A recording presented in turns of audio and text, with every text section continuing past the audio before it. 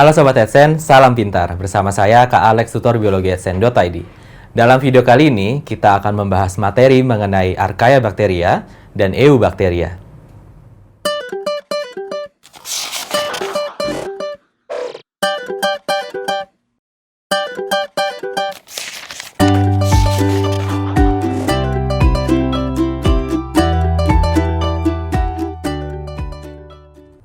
Dalam sistem 5 kingdom yang dikemukakan oleh Whittaker dan kawan-kawan, kita mengenal ada 5 kelompok utama dari makhluk hidup. Yaitu apa? Yang pertama, kita mengenal ada yang namanya Monera. Kemudian yang kedua, ada Protista. 3, Fungi. Kemudian 4 dan 5 adalah Plantae dengan Animalia. Ya.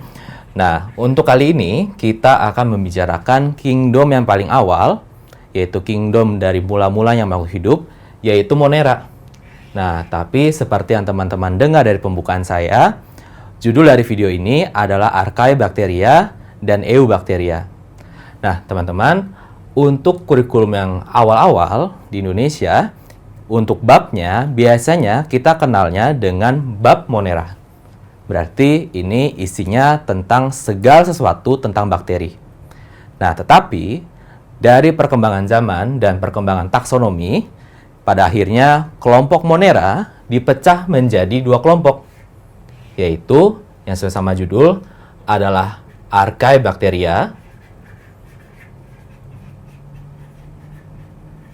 dan Eubacteria. Yang kalau kita lihat dari asal namanya, Archaea artinya kuno, bakteri, ya. Eu artinya sejati, demikian juga untuk bakterinya.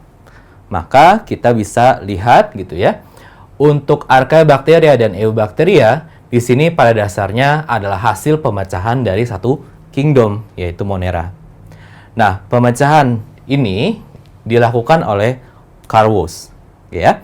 Nah, kemudian beberapa tahunnya kemudian setelah ini gitu ya, kita mengenal ada satu tingkatan taksonomi baru yang posisinya lebih tinggi daripada kingdom, yaitu yang kita kenal sebagai domain.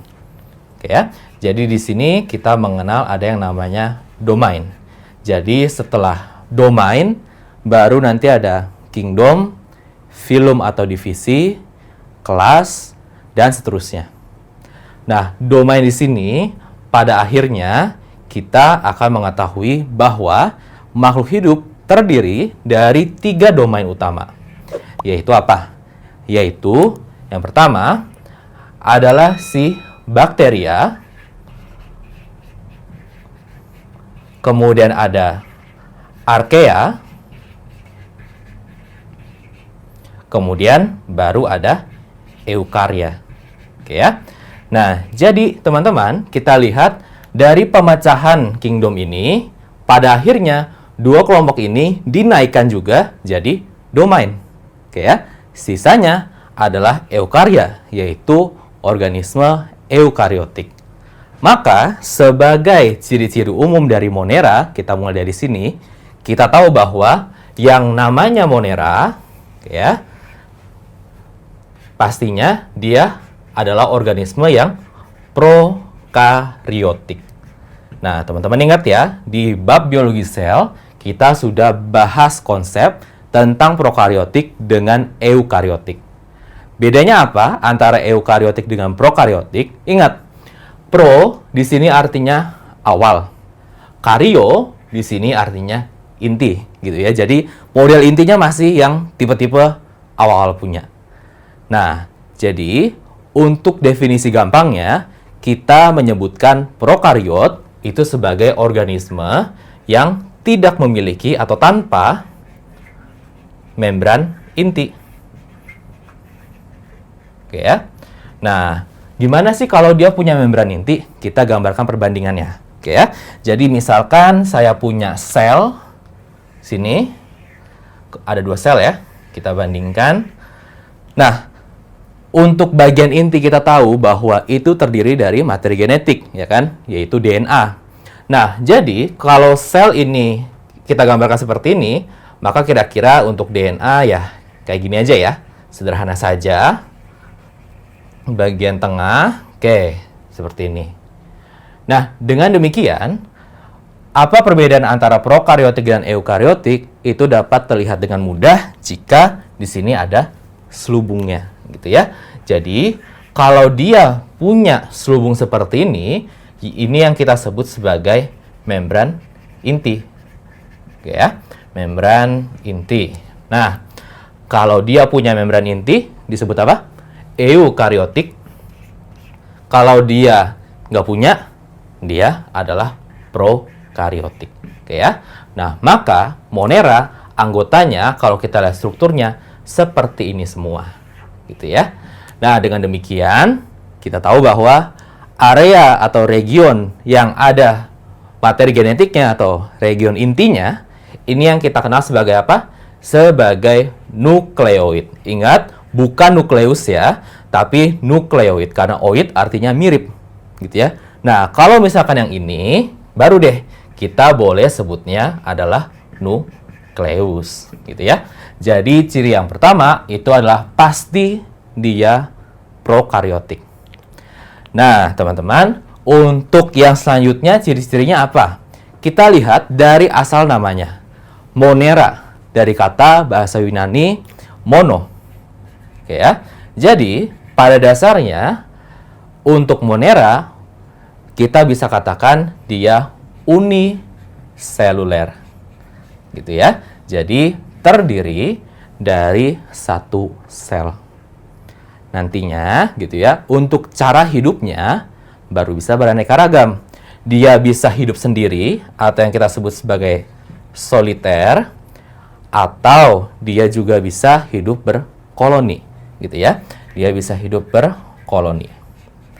Atau untuk koloninya itu ada batasan angka tertentu. Baru dia bisa bergabung membentuk suatu kumpulan, gitu ya. Nah, jadi di sini kita udah tahu ciri-ciri umumnya lagi, gitu ya. Prokariotik, dia uniseluler, soliter, dan berkoloni. Nah, kemudian dia ditemukan di mana saja sih? Gampangnya, kita bisa bilang bahwa secara umum yang namanya Monera, kita bisa bilangnya adalah kosmopolit. Gitu ya. Apa artinya kosmopolit? Kosmopolit artinya bisa ditemukan di mana saja. Dalam konteks apa? Dalam konteks ini adalah grup besar gitu ya. Jadi nggak spesifik ke salah satu spesiesnya aja gitu ya. Misalkan ada spesies bakteri atau archaea yang dia bisa hidup di kawah gunung berapi. Nah, kan cuma dia di situ doang. Nah, kini konteksnya adalah si Monera gitu ya. Jadi ini ditemukan di mana aja. Bisa teman-teman temukan di lantai, kemudian di air juga ada, bahkan di laut, di kulit teman-teman juga ada. Gitu ya. Jadi di sini dikatakannya kosmopolit. Nah, bagaimana cara hidupnya? Nah, untuk cara hidupnya tentu saja beraneka ragam, tergantung dia memperoleh nutrisinya seperti apa. Kemudian preferensi habitatnya seperti apa? Apakah dia suka air atau enggak? Apakah dia suka suhu panas atau enggak? Suka suhu dingin atau enggak? Suka gula atau enggak? Nah, jadi itu semua yang akan menentukan bagaimana cara hidupnya dia. Nah, dengan demikian gitu ya, kita bisa bilang hidupnya ada yang hidup bebas, ya biasa aja gitu ya. Nah, ada juga yang berperan sebagai pengurai gitu ya, sebagai pengurai atau saproba atau saprofit gitu ya, dan berperan di lingkungan sebagai apa di ekosistem? Sebagai decomposer ya kan, mengurai si jasad organik. Ada juga yang kemudian untuk beberapa spesies ternyata diketahui dia malah parasit ya kan, yang artinya dia akan merugikan organisme lain atau bahkan menyebabkan penyakit yang kita kenal sebagai istilah patogen gitu ya. Jadi dari sini kita sudah menekankan bahwa parasit pada dasarnya cuman menekankan pada merugikan. Tetapi kalau untuk patogen ini menyebabkan penyakit. Kalau dia patogen, berarti biasanya inangnya itu nggak peduli mati. Ya udah, gitu ya. Jadi kalau parasit biasanya mempertahankan inangnya. Karena kalau inangnya mati, ya dia ikutan mati.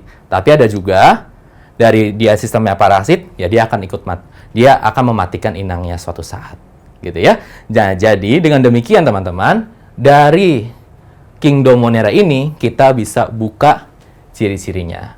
Untuk selanjutnya kita akan belajar apa saja sih grup dari Archaebacteria dan grup dari Eubacteria, dan apa yang membedakan Archaebacteria dengan Eubacteria.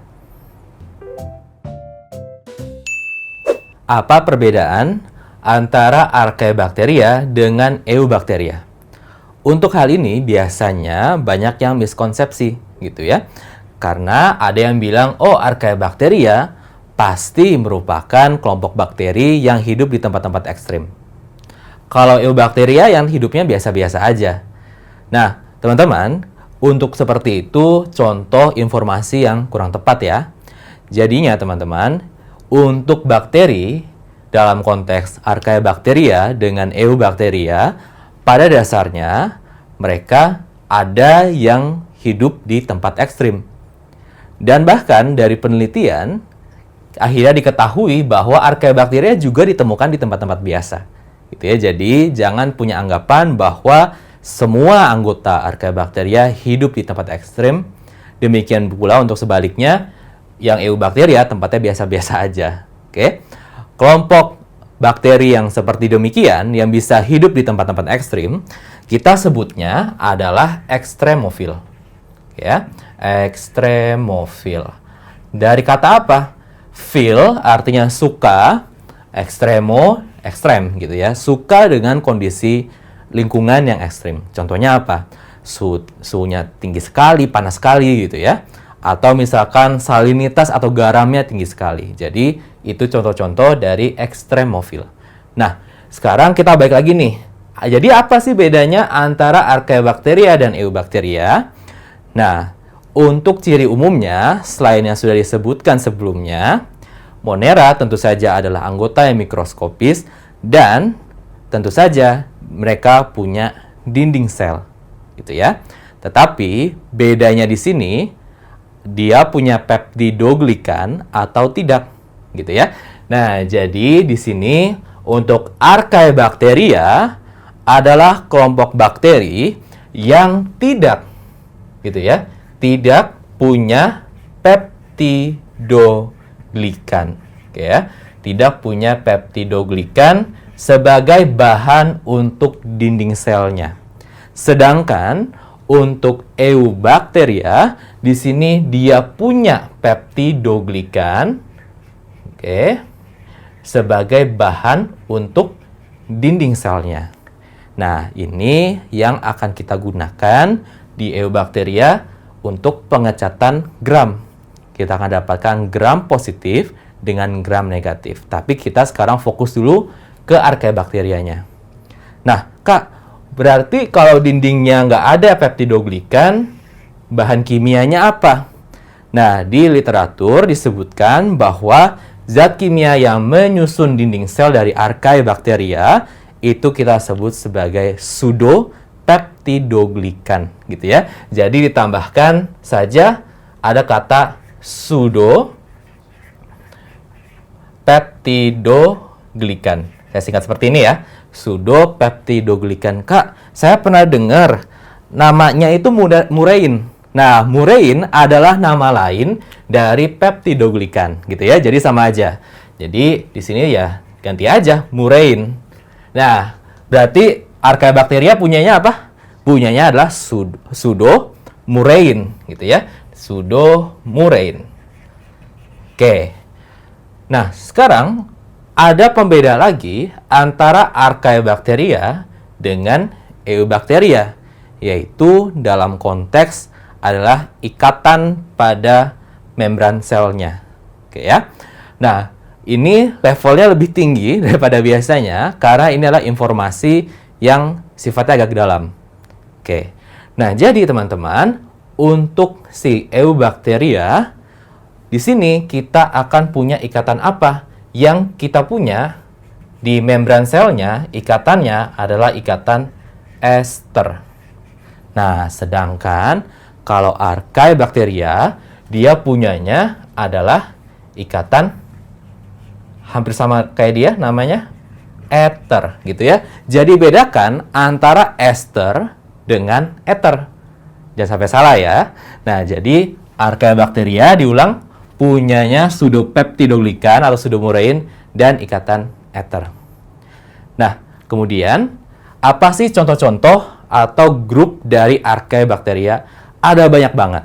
Nah, tapi untuk yang umumnya dipelajari adalah 3 yang teman-teman temukan yang biasa di buku teks. Yaitu apa? Di sini ada yang kita sebut sebagai halofil. Oke. Kemudian ada yang kita sebut sebagai termoacidofil. Kemudian ada yang kita sebut sebagai metanogen. Nah, kalau seperti ini, ya udah, lihat dari namanya. Halofil artinya dia suka kadar garam yang tinggi. Oke, kadar garam tinggi atau bahasa kerennya ini kita sebut sebagai salinitas. Kalau termoacidofil kayak gimana? Termo artinya suhu. Acido dari kata asid artinya asam. Berarti suka pada kondisi suhu dan asam yang tinggi atau pH-nya rendah ya, ingat kebalikannya. Kalau metanogen gimana? Metanogen, metan, metano, genesis, membuat metana gitu ya. Jadi di sini membuat metana atau CH4. Jadi dia mereduksi CO2 menjadi CH4. Berarti teman-teman akan temukan di mana? Kalau di halofil berarti teman-teman bisa temukan di laut ya kan, bahkan laut mati. Kemudian termoacidofil di mana? Berarti di kawah belerang, ya kan? Kemudian metanogen di mana? Berarti bisa di macam-macam gitu ya, misalkan di rawa-rawa bisa.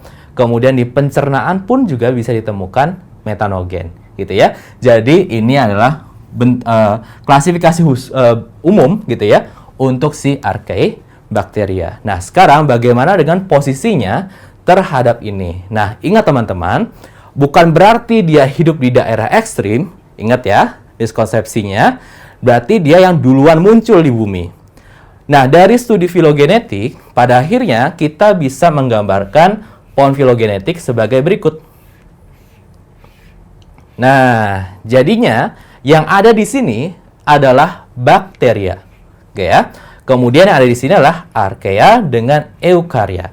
Jadi, pada faktanya bahkan archaea atau Archaeobacteria itu memiliki kemiripan lebih tinggi dengan eukarya seperti kita gitu ya daripada bakteria. Jadi pastikan teman-teman rombak ulang konsepnya yang menyatakan bahwa Archaeobacteria adalah anggota yang pertama hidup di bumi.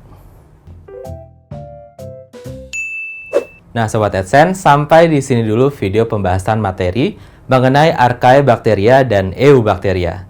Sampai bertemu di video berikutnya, semoga bermanfaat. Salam pintar! Sekian Sobat AdSense untuk video pembelajaran hari ini. Sampai ketemu lagi di video belajar berikutnya. Jangan lupa aktifkan notifikasi untuk video terbaru kami ya. Sobat AdSense juga bisa mengunjungi adsense.id dan temukan ribuan video pembelajaran. Sampai jumpa Sobat AdSense, salam pintar!